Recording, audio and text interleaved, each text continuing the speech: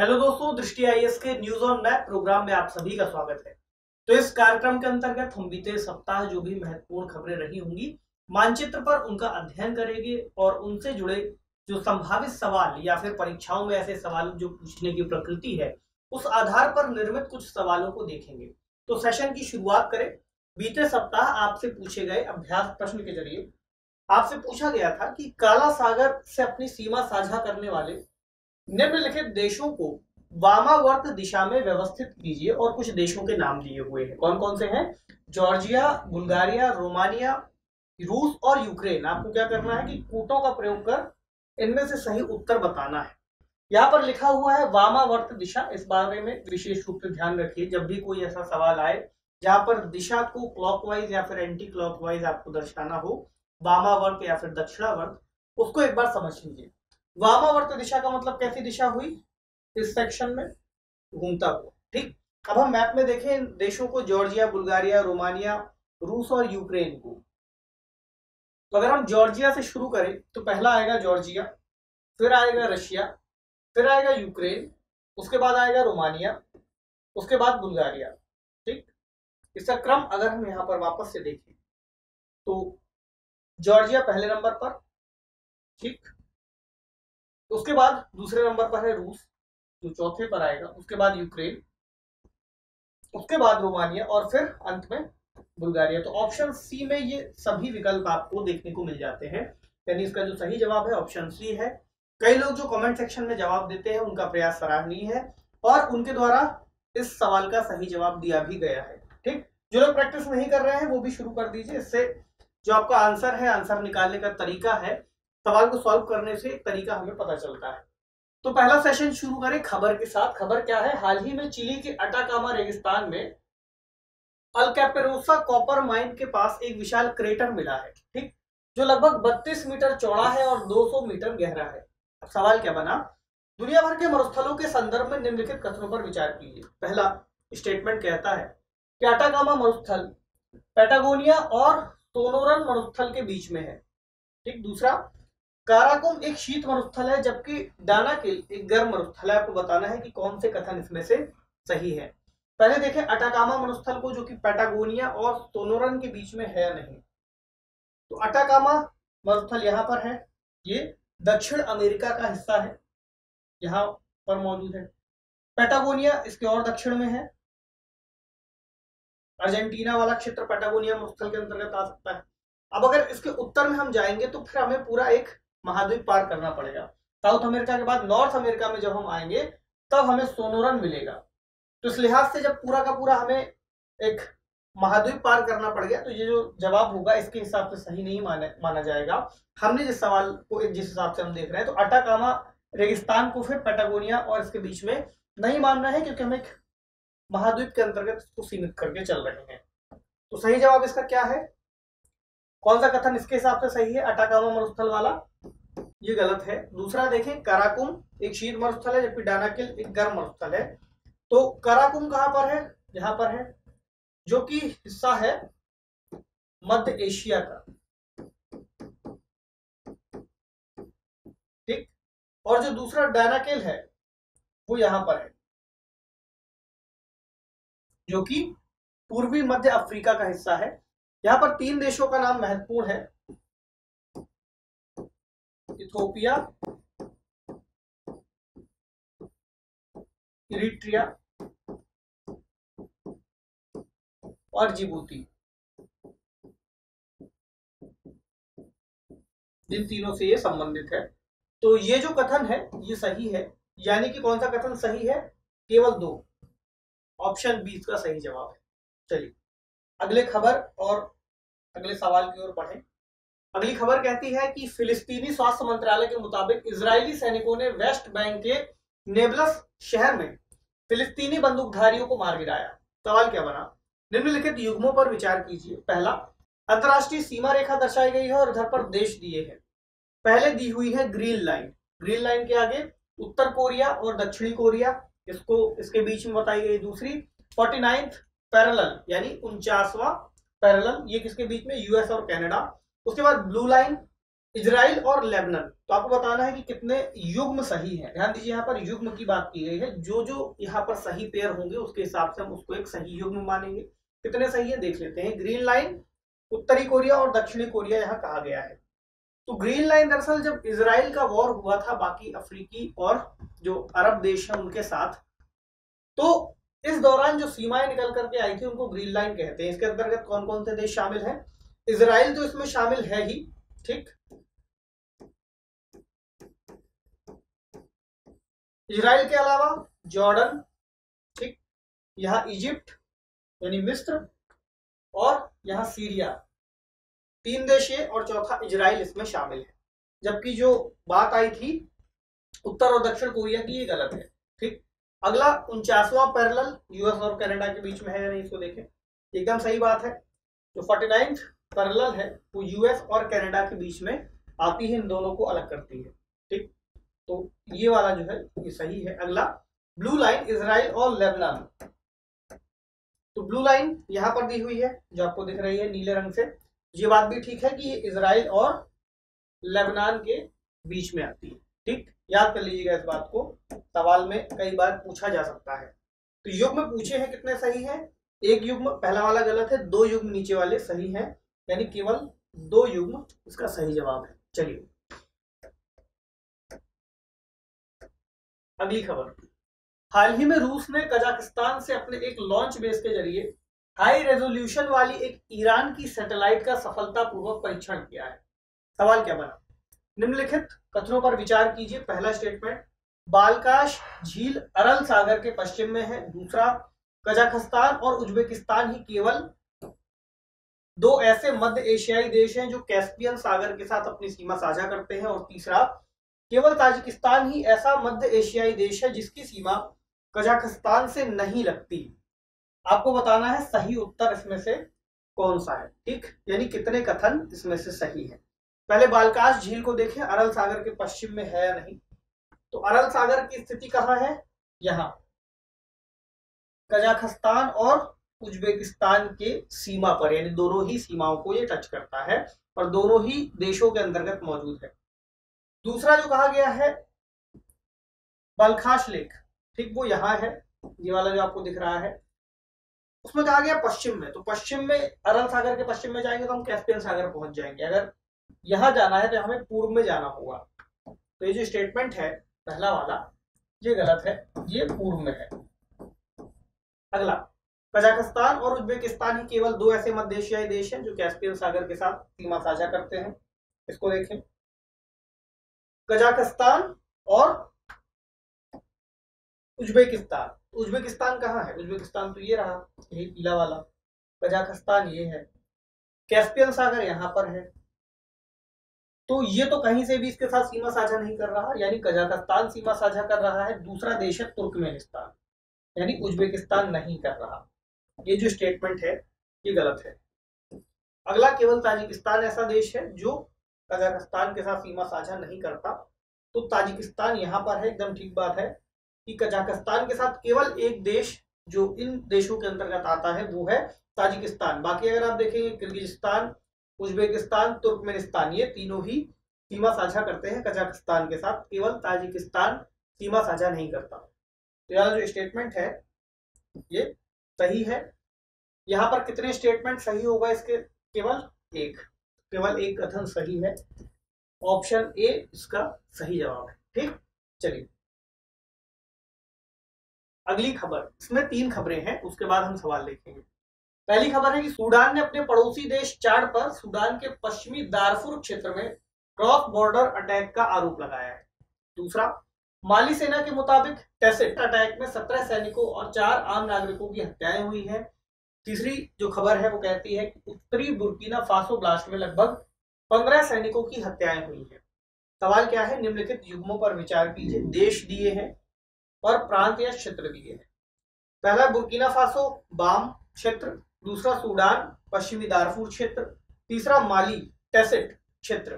कौन से युग्म सही है ये आपको बताने हैं। कौन से? बुर्किना फासो बाम क्षेत्र देखें तो सही बात है, बाम क्षेत्र बुर्किना फासो से संबंधित है।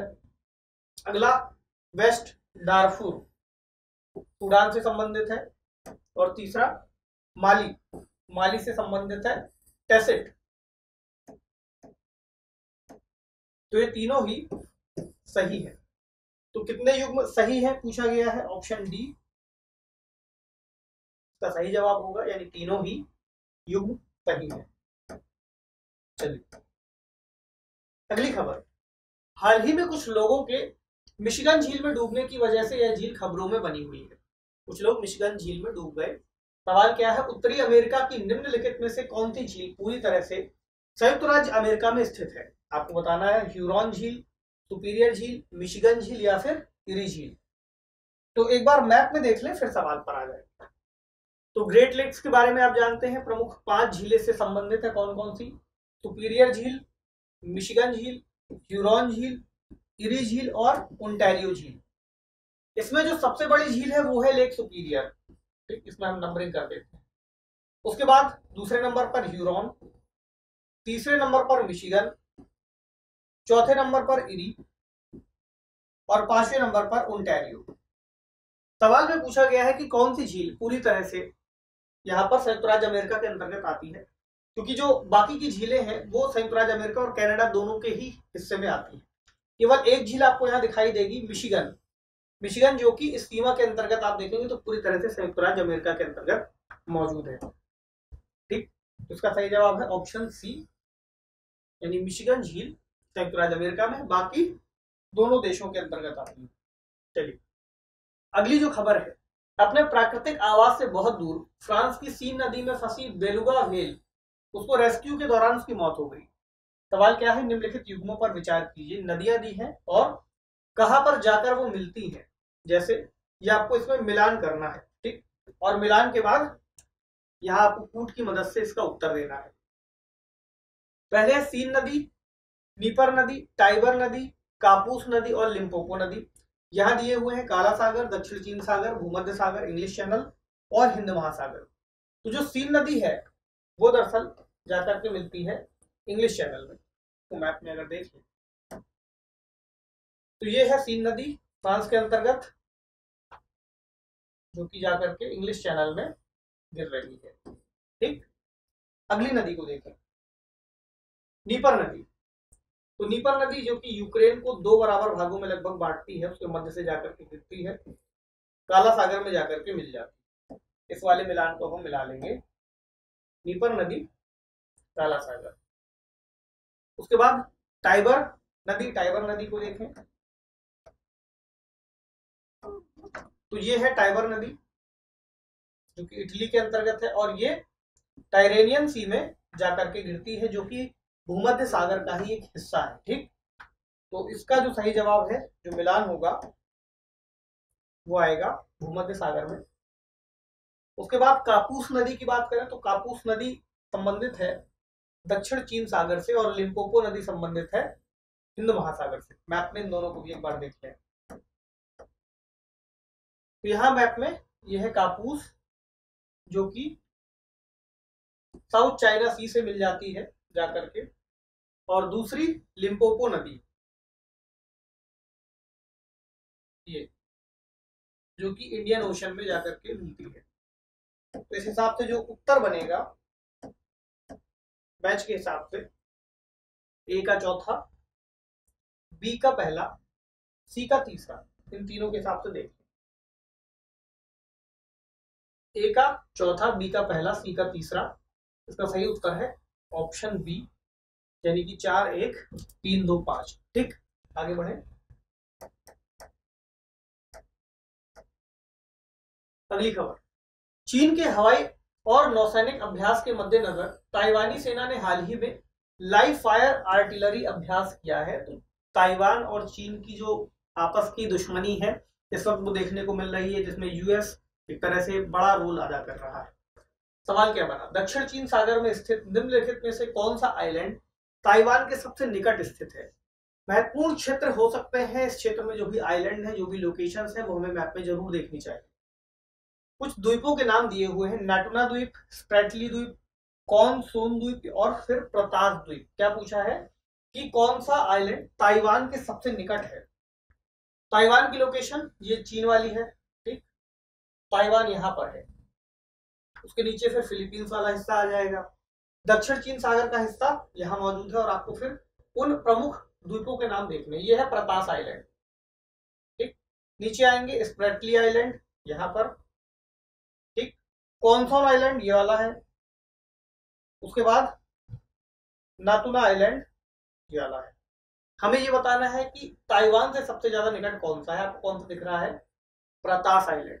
बाकी जो आइलैंड है प्रमुख हो सकते हैं, उनको भी एक बार मैप में आप देख लीजिएगा। तो यहाँ पर जो उत्तर मिल गया वो है ऑप्शन डी, यानी प्रतास आइलैंड। चलिए अगली खबर। असम और मिजोरम की सरकारों ने हाल ही में आइजोल में दोनों राज्यों के बीच दशकों पुराने सीमा विवाद पर बातचीत की है। तो ये सीमा विवाद काफी समय से सुनने को मिलता रहता है बीच बीच में। सवाल क्या बन सकता है? उत्तर से दक्षिण तक पूर्वोत्तर भारत की निम्नलिखित पहाड़ियों या फिर पर्वत श्रृंखलाओं को व्यवस्थित कीजिए। कौन कौन सी है? डफला hills, Mikir hills, Mishmi hills, Barail range और मिजो हिल्स। इनको हमें कहां से?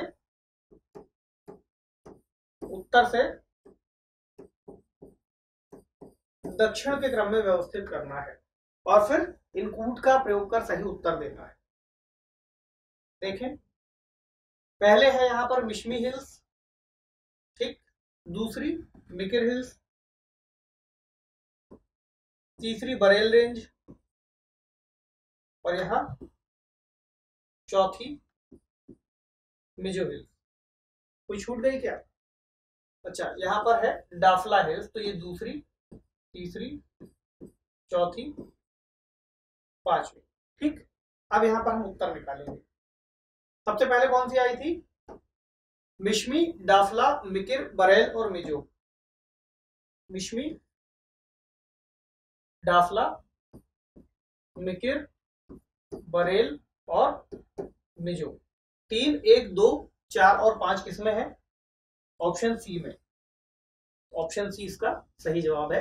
और भी यहाँ पर जो रेंज दी हुई है आप उनको भी देख सकते हैं। जरूरी नहीं कि प्रश्न यही पूछा जाएगा, तो बाकी इस क्षेत्र में जो भी प्रमुख जो पहाड़ियां हैं उनको आपको देखना जरूरी है, ठीक। चलिए अगला यहाँ पर सवाल देखें। पूर्वोत्तर भारत के संबंध में निम्नलिखित कथनों पर विचार कीजिए। मेघालय भारत के केवल एक पूर्वोत्तर राज्य के साथ अपनी सीमा साझा करता है। दूसरा, केवल 4 पूर्वोत्तर राज्य बांग्लादेश के साथ अपनी सीमाएं साझा करते हैं। आपको बताना है कि उपरोक्त में से कौन सा या कौन से कथन सही नहीं है। ध्यान रखिएगा, नहीं पर भी फोकस करना है। तो मेघालय भारत के केवल एक पूर्वोत्तर राज्य के साथ अपनी सीमा साझा करता है। मैप में देखें, मेघालय यहां पर है और ये चारों तरफ से लगभग, अगर भारत के अंतर्गत जो पूर्वोत्तर राज्य है उसको देखें तो यहाँ असम से घिरा हुआ है और एक तरफ से बांग्लादेश से घिरा हुआ है। तो बांग्लादेश का जिक्र नहीं है, केवल एक पूर्वोत्तर राज्य का जिक्र है। तो ये बात एकदम सही है कि केवल एक पूर्वोत्तर राज्य के साथ अपनी सीमा साझा करता है। आगे, केवल 4 पूर्वोत्तर राज्य बांग्लादेश के साथ सीमाएं साझा करते हैं। इसे देखें, तो बांग्लादेश यहाँ, ठीक। पहला है असम, दूसरा मेघालय, असम यहाँ पर भी है, ठीक है। यहाँ तीसरा है त्रिपुरा और यहाँ भाई यहाँ भी बांग्लादेश का हिस्सा है। तो चौथा है मिजोरम। सही बात है, 4 पूर्वोत्तर राज्य बांग्लादेश के साथ सीमाएं साझा करते हैं, लेकिन दोनों ही कथन ये सही है। पूछा है कौन सा सही नहीं है, तो ना तो 1 और ना ही 2, ठीक। चलिए अगली खबर। सुंदरबन मैंग्रोव में निरंतर गिरावट हो रही है। ऐसे में सुंदरबन को जलवायु परिवर्तन के हानिकारक प्रभावों से बचाने के लिए तेजी से मैंग्रोवों का वृक्षारोपण करने की जरूरत है। ये खबर बताती है। सवाल क्या है? एक व्यक्ति पश्चिम से पूर्व की दिशा में कच्छ राष्ट्रीय उद्यान से सुंदरबन राष्ट्रीय उद्यान की यात्रा करता है, ठीक। पश्चिम से पूर्व की दिशा में, ताकि इस यात्रा की एक सीधी रेखा खींची जा सके।